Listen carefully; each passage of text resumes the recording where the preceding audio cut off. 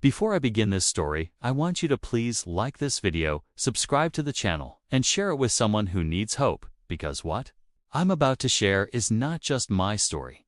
It's a story that could belong to anyone who has ever fallen, anyone who has ever been broken, anyone who has ever thought that failure was the end.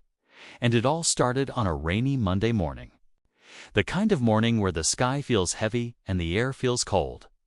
I walked into the office carrying my coffee and my files, thinking it was going to be just another ordinary day. But before lunchtime, I was sitting in front of my manager, hearing the words no worker ever wants to hear.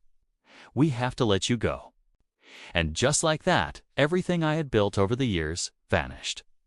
I walked out of the building with a box in my hands, but it felt like I was carrying a box of broken dreams. The people on the street saw just another employee leaving, but inside, it felt like my whole life was collapsing. I went home, locked the door, and sat in silence, staring at the ceiling. Days passed. Like shadows, my phone was full of unanswered night calls. My fridge was almost empty, and my heart was heavy with fear and shame, because in that moment I thought I had lost everything. But it was in that silence that an old idea returned to me, something I once dismissed and even laughed at. The idea of selling second-hand clothes online. I had always thought it was silly, that no one would buy from me, but now I had nothing left to lose. No job, no money, no dignity. So I opened the dusty boxes in my closet, ironed the clothes I no longer wore, laid them on my bed, took pictures with my cracked phone, and posted them online. The first week, nothing happened. No likes, no comments, no sales. My friends laughed. My family told me to stop wasting my time and find a real job, and some nights I cried into my pillow because I feared they were right. But something inside me whispered, "Keep going," so I did. I studied how others sold. I learned how to write better descriptions. I folded and presented the clothes neatly. I changed backgrounds. I improved my photos. I tried again and again. And after 2 weeks, a stranger bought one shirt, just one. But that one small sale was like a spark in my darkness. Proof that maybe this crazy idea could work, so I kept pushing. Sales were slow, but steady. 1 week nothing, the next week to sales, then 4, then 10. And every little order gave me a reason to fight. I discovered what styles people loved. I learned which days and times to post. I learned how to talk kindly to customers, even when they wasted my time. I learned patience. I learned discipline. And month by month I grew. The money was not much at first, but it was mine, earned with sweat and creativity. And that felt more valuable than any paycheck I had ever received. After 3 months, I could pay rent again. I could buy food without borrowing. And for the first time, I felt in control of my own life. My friends who once mocked me began to ask questions. My family who doubted me began to respect me. My customers who ignored me began to trust me. I reinvested every little profit into better clothes. Sometimes traveling for hours on crowded buses with heavy bags just to find quality stock. Sometimes skipping meals to save money. Sometimes staying awake all night packing orders by candlelight when the power went out. But I didn't complain because I knew I was building something no one could take away from me. And then came the turning point. One happy customer told her colleagues about me.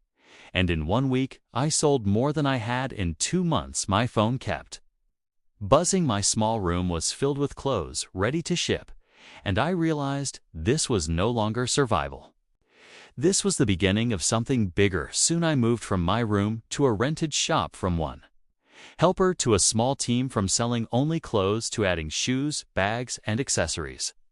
From being a local seller to shipping nationwide, and though I made mistakes along the way, lost parcels, dishonest suppliers, angry customers, every problem became a lesson. Every failure became a stepping stone. Every tear watered the seeds I had planted. And as the years passed, my business grew beyond anything I once imagined, from selling one shirt to shipping boxes across the country. From working alone to leading a team, from being called a failure to being someone others looked up to. And what makes me smile the most is knowing that none of this would have happened if I had not lost my job on that rainy Monday morning. The day I thought my life was over was the day my real life began. The setback I hated became the seed of everything I love today. And now when people ask me what was the best thing that ever happened to me, I shock them by saying losing my job. Because that pain forced me to discover my strength. That loss pushed me to create my future. That failure became my greatest teacher. And along the way, I discovered something even greater. I discovered that my story was not just about me, because as I shared it, people wrote to me saying they didn't give up on their food stall because they saw me keep going. Women told me they kept their salons open because they heard me talk about patience. Young people told me they started their side hustles because they saw my journey, and I realized my scars were not just mine. My scars were lessons for others. My pain became their hope. My tears watered their dreams. And that gave me a new purpose, to keep sharing, to keep inspiring, to keep reminding others that setbacks are not the end, they are the beginning.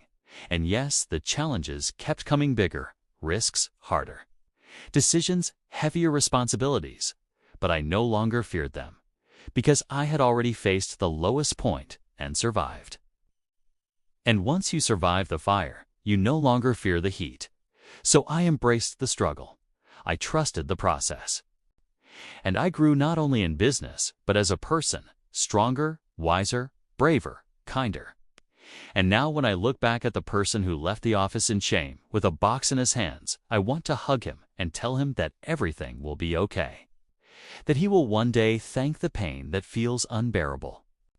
That life is not ending, but beginning. And I want to tell you the same thing. That maybe you are holding your own box of broken dreams right now. Maybe you are crying in your own dark room. Maybe you think it's over. But let my story be a mirror to show you that your end can be your beginning. Your pain can be your power. Your setback can be your setup. Because life has a way of turning failure into fuel, disappointment into direction, and heartbreak into the hammer that shapes your destiny. So do not give up. Do not quit.